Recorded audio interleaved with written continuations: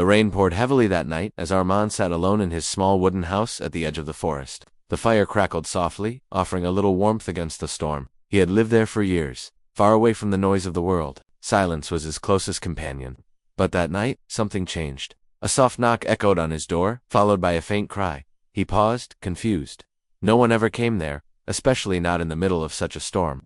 He opened the door slowly, heart pounding. There, standing in the rain, was a young woman soaked to the bone, trembling with fear. Her eyes were wide with panic, her clothes torn and muddy. Before Armand could ask anything, she collapsed into his arms. He quickly brought her inside, wrapped her in a warm blanket, and laid her near the fire. She didn't say a word, just stared at the flames, shivering. "You're safe now," he said gently, handing her a hot cup of tea. She took it with shaking hands. "Thank you," she whispered, barely audible. Armand didn't ask questions. He could tell she had run from something. Her face showed pain, deep pain, something he knew too well.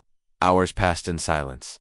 She sat curled near the fire, watching it like it might suddenly disappear. Armand made some food and offered her a plate. She hesitated, then ate slowly. "You don't have to tell me anything," he said softly. "Just rest."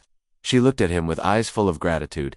That night, she slept on the old couch while Armand sat nearby, unable to sleep. Something about her felt different, like the storm had brought a secret to his doorstep. As dawn began to break, the storm faded. Light filtered through the windows. But with the light came a strange rumble. At first Armand thought it was thunder, but it grew louder, stronger. The ground began to tremble. He rushed to the window. What he saw froze his blood. Dozens of black SUVs surrounded his house. Men with guns stepped out, their faces hidden under dark helmets. Among them, on a white horse, sat a tall man in a long coat. His eyes were hard, cold, dangerous.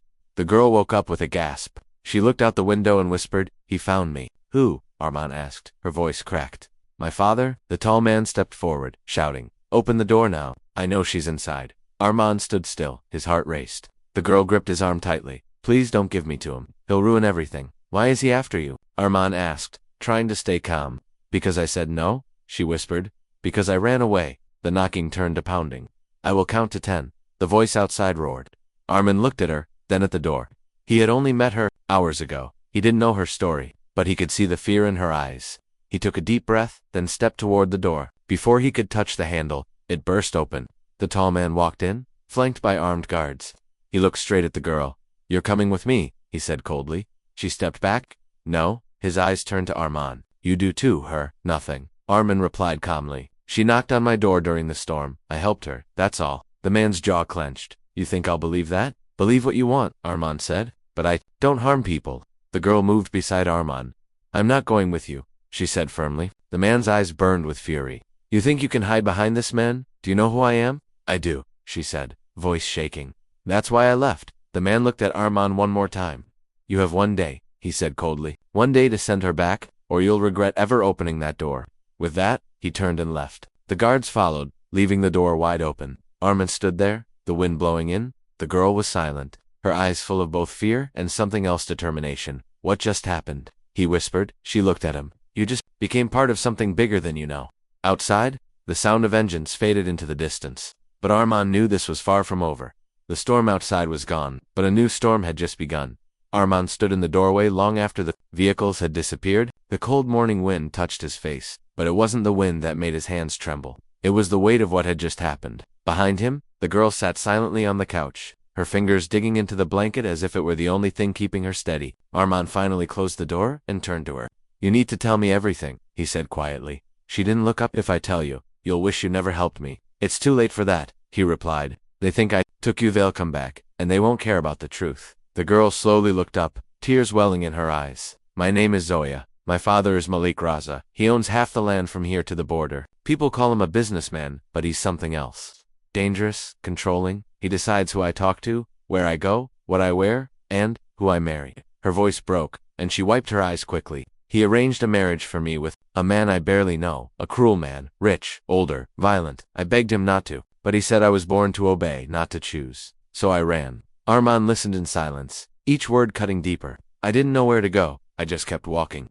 Through the fields, past the villages, hoping someone would help me before he found me. Then it started raining, and I saw your house. I thought it was empty. I didn't mean to drag you into this." Armand leaned against the wall, his mind spinning. "You said no to him," he said slowly. "That's why he's treating you like a criminal." She nodded. "He thinks saying no is betrayal, and betrayal deserves punishment. And he thinks I helped you escape." To him, that's worse than betrayal. It's war. A long silence followed. Then Zoya stood up, took a deep breath, and said, I should leave before more people get hurt. Armand shook his head. He gave me 24 hours. If you vanish now, he'll think I helped you run again. He'll come after me harder, and I'll still be the villain in his story. So what do we do? She asked, her voice full of fear. We buy time, Armand said. We figure out a way to talk to him, maybe make him listen. Zoya gave a bitter laugh. My father doesn't listen, he commands. And if you defy him, he crushes you. Armand looked out the window, thinking, he's not the only one who's lost something. He took my family's land years ago, forced us out. My father died, trying to fight him in court. We never stood a chance. Zoya's eyes widened. You know what he's capable of. Armand nodded. That's why I won't let him win this time. Later that day, Armand went outside to gather wood. The sky was clear, but tension hung in the air like a shadow. Zoya sat near the fire, staring at the door. She couldn't shake the feeling that something terrible was coming. As night fell, she walked out to find Armand stacking wood. I need to know, she said quietly. Why are you helping me? You don't know me. Armand looked at her for a long moment. Because no one helped my mother when she needed it. I still remember her crying, begging for someone to stand up for her. No one did. I was too young, but I'm not anymore. Zoya's eyes softened. She sat beside him, watching the stars above. For the first time, she felt something close to peace. Just as the moment began to settle, the sound of a branch breaking behind the house made them both jump. Armand grabbed the axe lying nearby and motioned for Zoya to stay back. He stepped slowly around the corner. A man in black stood near the back wall, holding a radio. Armand raised the axe. Who are you? The man raised his hands. I'm not here to fight, just delivering a message. Armand didn't lower the axe. What message? Malik Raza wants proof you still have his daughter. You have until sunrise to present her. If not, he'll come back. And this time, he won't knock. Armand stepped closer. And if I do, then he'll give you one chance. Just one. To return her and walk away. And if she doesn't want to go, the man shrugged. Then she'll watch you die. The messenger turned and vanished into the darkness. Armand returned inside, locking every door. Zoya waited, her face pale. What did he say? Armand looked at her with heavy eyes. He's coming at sunrise. And we have until then to decide what happens next. Zoya stood up, her voice shaking. Then we don't wait. We make the choice before he does. The firelight flickered between them. In that quiet, dangerous moment, both of them knew whatever choice they made, there was no going back. The morning was bitter cold, but Lena's hands were warm as they gripped the edge of the table. Elias stood beside her, unfolding an old map he hadn't touched in years. Doran sat nearby, nursing a deep wound on his leg, but his eyes never left the seal on the message. That's the royal crest, Doran said quietly. It hasn't been seen since the uprising. You know what this means, Elias? Elias gave a faint nod. It means this girl isn't just carrying a letter. She's carrying the truth. Lena looked up, confused. What truth? Elias hesitated. Years ago, the Crimson General declared himself the rightful ruler, said the royal family was gone, burned their palace, destroyed every symbol of their bloodline. He looked at the sealed message. If what you carry proves otherwise, it means someone survived. Doran leaned forward, voice low. And if that message reaches the right hands, it could bring the rebellion back. Lena clutched the paper tighter. My sister said it had to reach the king, that he's still alive hidden somewhere in the west. Elias's jaw tensed. Then, that's where we go. But how? Lena asked. 70 of them are outside. We can't even leave the woods. Doran grinned faintly. You forget, girl. You're standing with a man who once led 5,000 into battle with nothing but fire and snow. Elias didn't smile. His mind was already moving. They haven't attacked because they want her alive. That gives us time. We draw them out, split them, then escape under cover of night. That afternoon, Doran lit the signal fire again, this time higher, brighter. A column of smoke rose above the trees, visible for miles. It was an old warrior's cry. The flame lives. Come home. Hours passed. The sun dipped low. Elias finished setting the last trap near the ravine, while Lena gathered supplies. When she returned, she paused at the doorway, watching him. Why did you leave the army? She asked. He didn't turn. Because I killed too many people who looked at me the way you just did. She stepped closer. I wasn't afraid. I was wondering how someone who walks so silently can still feel so loud. He finally turned to her, something unreadable in his eyes. I left because I stopped believing there was anything left to fight for. She held up the message. Then, maybe this is your reason again. He didn't answer. That night, as they waited for sleep, a second knock echoed at the door. 3 short, 1 long. Elias's eyes lit with recognition. He opened the door slowly and another warrior stood there. Younger, stronger, his armor mismatched, but his purpose clear. You lit the fire, he said simply. And I came. By midnight, 5 more had arrived. Some limped, some rode in silence, some wore scars that told stories too deep for words. One by one, they stood around the fire, eating, quietly, eyes scanning the windows. No one needed to ask why they were there. They all knew. Lena sat beside Doran, whispering, "Will they be enough?" Doran chuckled softly. "They're not just men, they're ghosts. Legends, they didn't come to survive. They came to finish what they started." Outside, the forest was unusually quiet. Too quiet. Elias stood near the window, watching the darkness. "They're waiting," he said. "But they're getting nervous. They didn't expect this many to gather." Lena watched him. "What happens when they attack?" He looked at her. "We run, but not until we distract them." Early the next morning, just before dawn, they launched the plan. Elias and 2 warriors moved through the northern ridge, setting fire to a patch of dry pine wood. Smoke rose quickly, drawing half of the enemy forces toward the flames. Meanwhile, Doran led Lena through the hidden trail toward the valley. Every step they took was slow, deliberate. Every crack of a branch made her flinch. "Stay low," Doran whispered, "and don't look back." They were halfway down the slope when the first arrow flew past them. It hit a tree with a hard thud. Doran shoved Lena behind a rock. "Go," he barked. "Keep moving." But she froze when she saw the blood on his sleeve. "You're hit," she gasped. "It's nothing," he growled. "Keep going." Another arrow flew, then another. They were surrounded. Doran tried to stand, sword drawn, but his leg gave out. Lena turned to help him, but he shook his head. "Go, don't stop, deliver it." "I can't leave you," she cried. "You must," he said firmly. "If they get that letter, all of this, everyone will die for nothing." Tears filled her eyes, but she turned and ran. Through the trees, through the pain, through the memory of her sister's last breath, she clutched the message to her chest and ran until her legs gave out. Elias reached the trail moments later. He saw Doran on one knee, blood dripping, surrounded by 3 enemy scouts. Without a word, Elias leaped into action. In seconds, 2 of the men were down. The third ran, but Elias didn't chase. He dropped beside Doran, eyes scanning the woods. "Where is she?" She ran ahead. Doran rasped, "Toward the pass." Elias nodded and stood. "You did well, old friend." Doran smiled faintly. "Still got a few bones left in me." "Rest now," Elias said. "I'll bring her." Becky followed Lena's trail, every instinct alert. He found her near the frozen creek, breathless, crying, clutching the message like it was her last hope. When she saw him, she collapsed into his arms. "I thought they got you," she sobbed. "They almost did," he whispered. "But you kept going. That's what matters." As they stood there in the cold, a single horn sounded from the east, low, hollow. Then another answered it from the south. Elias froze. "That's not them," he said quietly. "That's ours." Lena looked at him in confusion. "More are coming." He nodded slowly.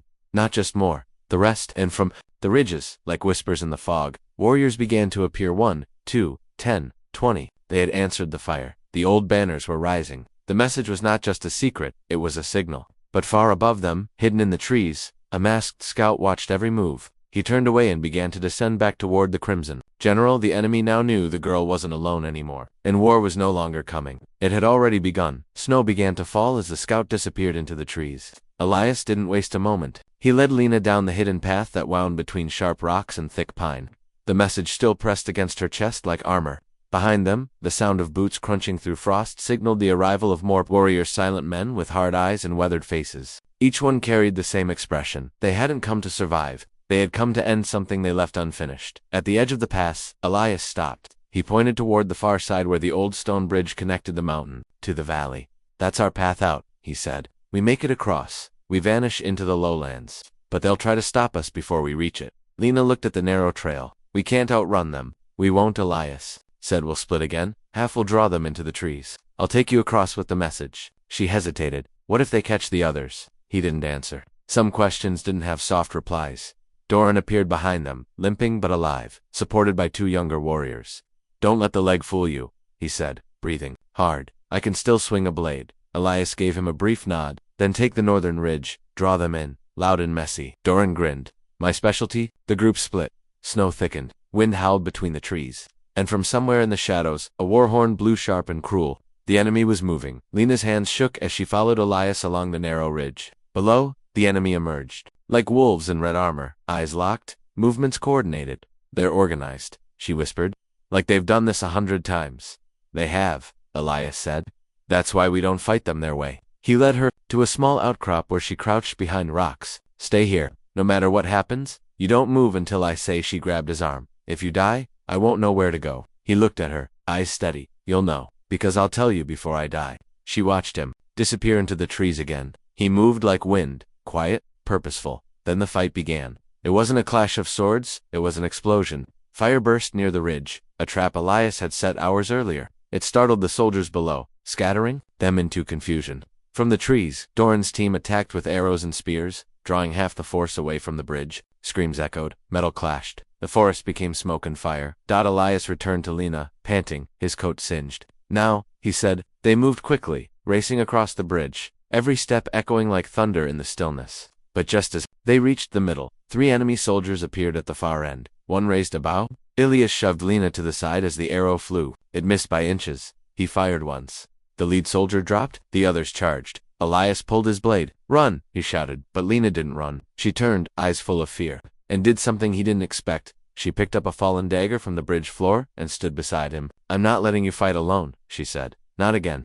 The soldiers attacked. Elias moved like a storm, parrying, slashing, striking with brutal precision. Lena struck once, a shaky blow that cut one soldier's leg. He roared and grabbed her arm. Elias drove his blade through the man's back before he could strike again, then silence. All 3 were down. Elias's shoulder bled. Lena was shaking. You should have run, he said. I couldn't, she whispered. Not without you. He looked at her, and for the first time, something soft cracked through his hardened face. Darkness stretched over the forest like a thick blanket. The fog had settled low, and the only light came from the flickering torches lining the camp. Lena sat quietly under the white tree, her fingers brushing against the cold earth where she had hidden the sealed message. Around her, the warriors moved like shadows, silent, focused, bracing for the storm they knew was coming. Elias stood by the ridge, scanning the eastern trail. His back was straight, his grip on his sword tight. Doran approached him slowly, leaning on a makeshift cane. They're tired, Doran said softly. They'll fight, but they're not ready for a siege. Elias nodded. We don't need to win the war tonight, just survive it. Below, Lena watched them, her chest tight with fear. Everything around her was built from sacrificemen and women who'd come from across the kingdom for a cause that had nearly been forgotten. A message she hadn't even read had brought them all here. A girl with nothing but fear and a dying promise was now the reason 70 warriors stood on the edge of battle. As the cold crept deeper into her bones, she stood and walked to Elias. If we don't make it, she said, promise me something. He turned toward her. What? Don't let them burn the message. Even if I fall, even if you do, someone has to deliver it. Elias stared at her, then nodded once. It won't fall into their hands. He paused. But you're not going to fall. The hours passed slowly.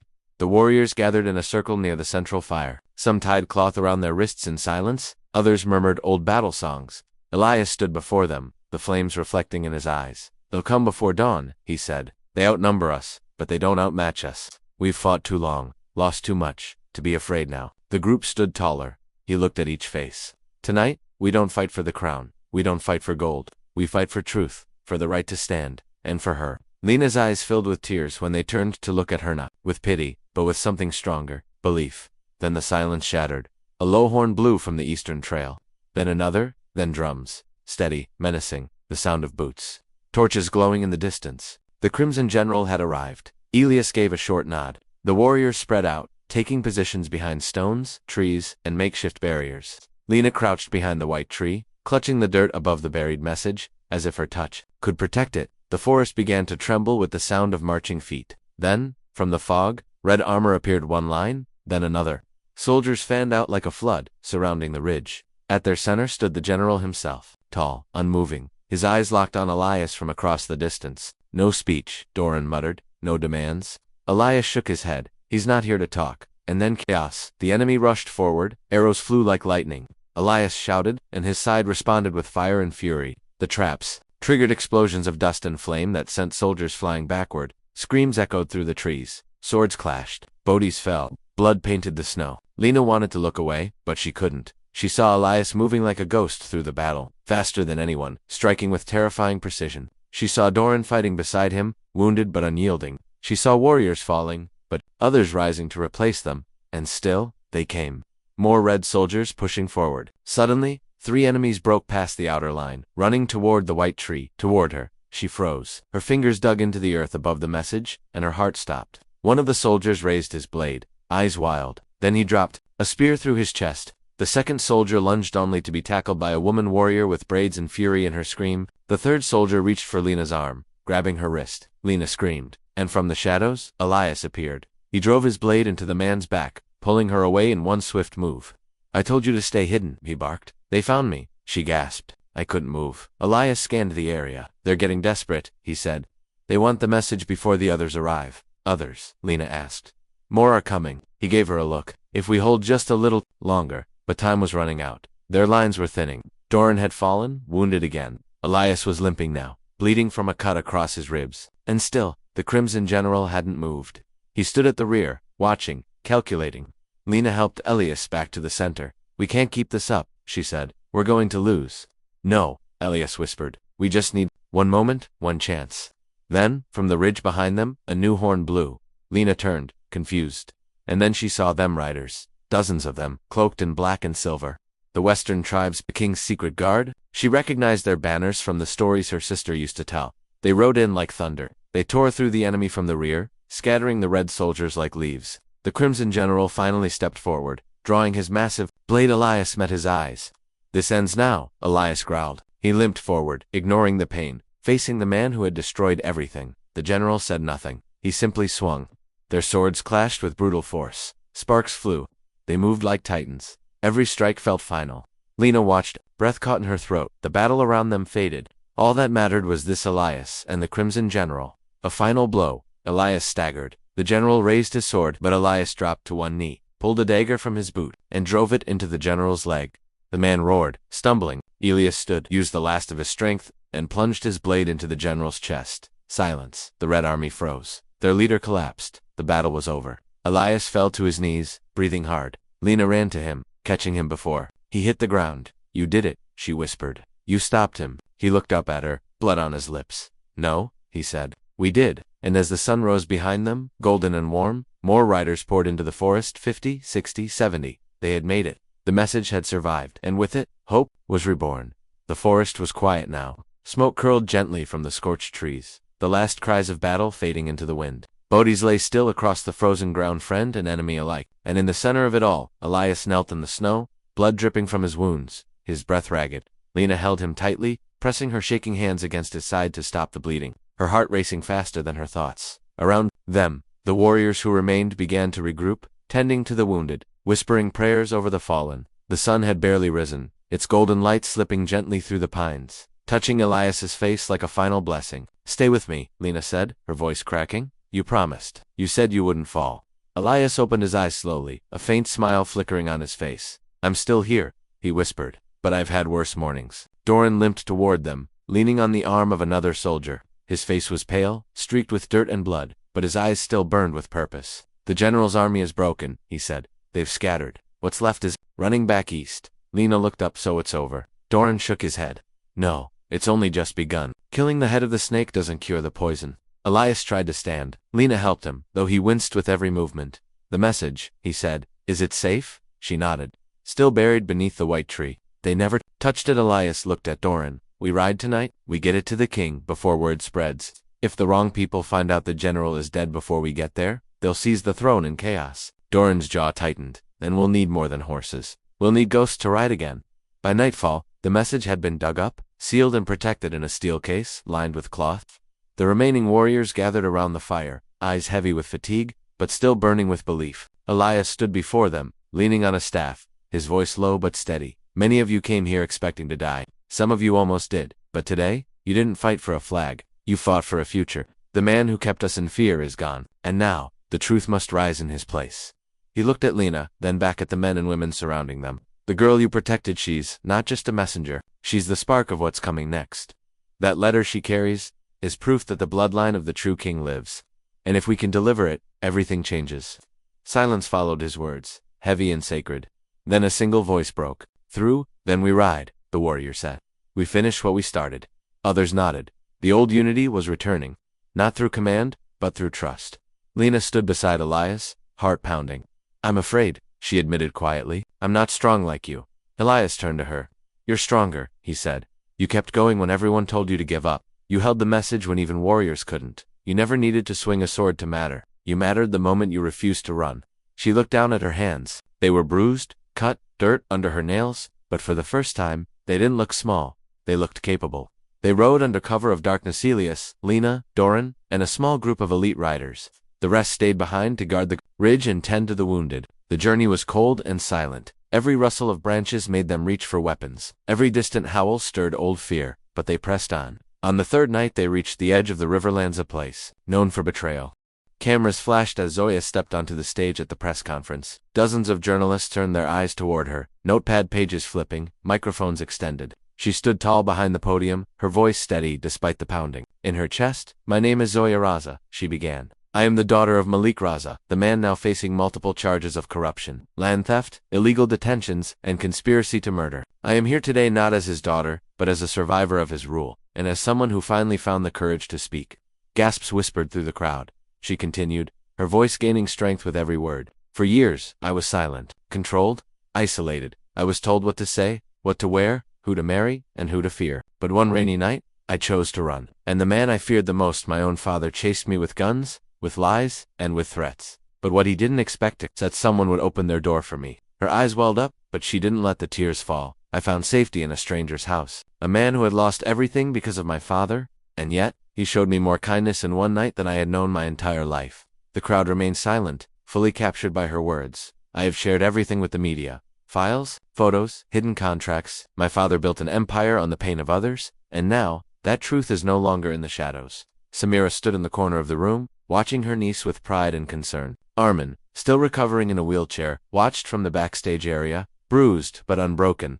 Zoya took a deep breath. "This is not just my story. This is a story for every daughter forced to obey, for every family crushed under the weight of greed, for every voice that was silenced. I stand here for them." She stepped back as the room erupted in applause, not for her fame, but for her bravery. That evening, her video flooded social media. Millions viewed it within hours. Support poured in from women's rights groups, activists, and even politicians. Her name was everywhere, not as Malik Raza's daughter, but as the woman who brought him down. But power never fades quietly. Later that night, Zoya and Arman were moved to a government safe house under heavy guard. Samira remained close, constantly checking for updates. Still, danger lingered. A court date was set for Malik Raza. The evidence was strong, the witnesses ready, the judge unafraid. But Malik had one card left to play, and he would use it without hesitation. 2 days before the trial, Zoya woke in the middle of the night to a silent alarm. Lights flashed red in the hallway. "Get up!" Samira burst into her room, armed. "They're here." Arman rushed from his room despite his injuries. "What happened?" "Security breach. 2 guards are down." "They knew where we were," Samira said, loading her pistol. Zoya's heart pounded. "We have to go now." They slipped through the back corridor, guided by a surviving guard. Gunfire echoed from the front of the house. As they reached the emergency exit, a black car screeched into view, and 4 masked men jumped out. Samira fired first, buying them seconds to retreat. Arman pulled Zoya behind a brick wall as bullets cracked. Through the air, a guard shouted, "Cover the witness! Get them out!" Another car arrived, this one from the police unit assigned to protect Zoya. Officers rushed in, forcing the attackers to scatter in the chaos. Zoya and Arman were rushed into a protected van. Samira climbed in last, bruised but alive. Inside the van, Zoya held Arman's hand tightly. "He tried to kill us before the court date." "He's desperate," Arman replied, wincing from the pain in his ribs. "He knows he's losing." Samira leaned back, breathing hard. "This trial is more than a case. It's war." The next morning, under the highest security the court had seen in years, Malik Raza was brought in wearing a prison uniform. His face was expressionless, but his eyes burned with rage as they landed on Zoya. She stood tall, dressed in a simple white suit, a symbol of peace and truth. Arman sat beside her, still healing, his presence a silent reminder of what her father had done. The trial began. Zoya took the stand, voice calm and clear. She spoke of the threats, the abuse, the control, the forced engagement. She told the court about the night she ran, the safe house, and the day her father sent men to kill the boy who helped her. Next, Samira presented the files, the flash drive, the notebook, and the surveillance proof. Witnesses testified, villagers, former employees, government officers who had remained silent for years. Piece by piece, the empire crumbled in front of the world. When Armin took the stand, the courtroom fell silent. His bruises spoke louder than his words. But still, he told the truth about his father, about the lost land, and about the letter written by his mother before she vanished. It was more than enough. When the judge finally read the verdict, the courtroom held its breath. "Malik Raza, you are hereby found guilty on all charges. You are sentenced to life imprisonment without parole." Gasps filled the room. Malik didn't move. He simply stared at his daughter as the officers dragged him away. Zoya watched, eyes full of tears, not of sadness, but of release. Outside the courtroom, the sun was shining. Samira hugged her tightly. "It's over." Arman rolled beside her in his chair, reaching for her hand. "No, it's just beginning." Zoya looked at him, heart full. "You're right, it is." Because now, they could finally choose what came next. 1 month had passed. Since the verdict, Malik Raza sat behind prison bars, stripped of his suits, his titles, and his empire. The man once feared by an entire region now paced a narrow cell alone. forgotten by those who once served him. No calls came for him. No allies stood by him. His silence echoed louder than his threats ever had. But far from the prison, life was beginning again for those he once tried to destroy. Zoya stood in the middle of a quiet village square, watching as volunteers painted the outer wall of the newly reopened school. Children ran past her laughing, their voices filling the air with hope. The land once stolen from families had been returned. Armand's father's name now hung on a wooden sign above the rebuilt community hall, and for the first time in decades, people were building not just homes, but trust. Armand walked toward her, his steps slow but steady. The bruises had faded, but the journey through pain had marked them both in ways only they could understand. Still, his smile was real. Calm. Steady. They planted new trees where the factory was supposed to be, he said, handing her a bottle of water. I think your speech gave them the push they needed. Zoya took the bottle, her fingers brushing. It wasn't just me. It was all of us. You, Samira, the truth? He sat beside her on the bench under the large neem tree. Still hard to believe, sometimes, that we made it. She looked around. I almost didn't. If you hadn't opened your door that night, I didn't open it because I was brave, Armand said softly. I opened it because I was lonely, and you reminded me what it felt like to care. She smiled gently, and you reminded me what it felt like to be safe. The air around them felt lighter now, not free of scars but free of fear. Samira joined them, a file tucked under her arm and a satisfied smile on her face. I just came from the district office, she said. The paperwork is done. The land is officially back under the name of its rightful owners, including yours, Armand. He blinked, stunned. It's really over, legally? Yes, she said. Morally. The healing will take time, but this is a start. Zoya turned to her aunt. And you? Will you stay? Samira looked out at the square, where children painted and elders drank tea with joy on their faces. For now, there's work to do here. A lot of voices still need to be heard. I don't think I can walk away anymore. They sat in silence for a while, watching the sun begin to dip behind the hills. It was the same sunset that had witnessed years of oppression. Now, it painted the sky with colors of freedom. Later that night, the village gathered for a celebration in the open field. Lanterns floated into the sky. A local singer strummed a guitar, and elders shared stories of how things used to be and how different things looked now. Armand sat with a group of young men, showing them how to plant fruit trees using old techniques his father once taught him. Zoya watched from a distance, her eyes soft. Then, she felt a tap on her shoulder. A small girl stood behind her, no older than 8, holding a folded piece of paper. Miss Zoya, she said shyly, my mama helped write this. It's for you.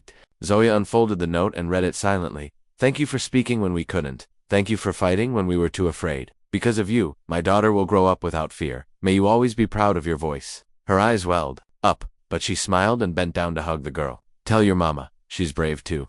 As the music played and lanterns filled the sky, Zoya found herself walking back to where Armand sat. He looked up, the firelight dancing in his eyes. Got something? She said. Another letter. She shook her head. No, an idea. He raised an eyebrow. Do I want to hear it? She smiled. A foundation, for women, for victims, for anyone who needs a place to go when they're in danger. A place like your house was for me. Armand stared at her, then nodded slowly. You want to build more doors for people to knock on? Exactly, she whispered. He reached for her hand. This time there was no hesitation. Their fingers locked together like they had always been meant to. I'm in, he said. And just like that, they made a silent promise, not just to each other but to every soul still waiting in silence. In the weeks that followed, Zoya and Armand worked side by side.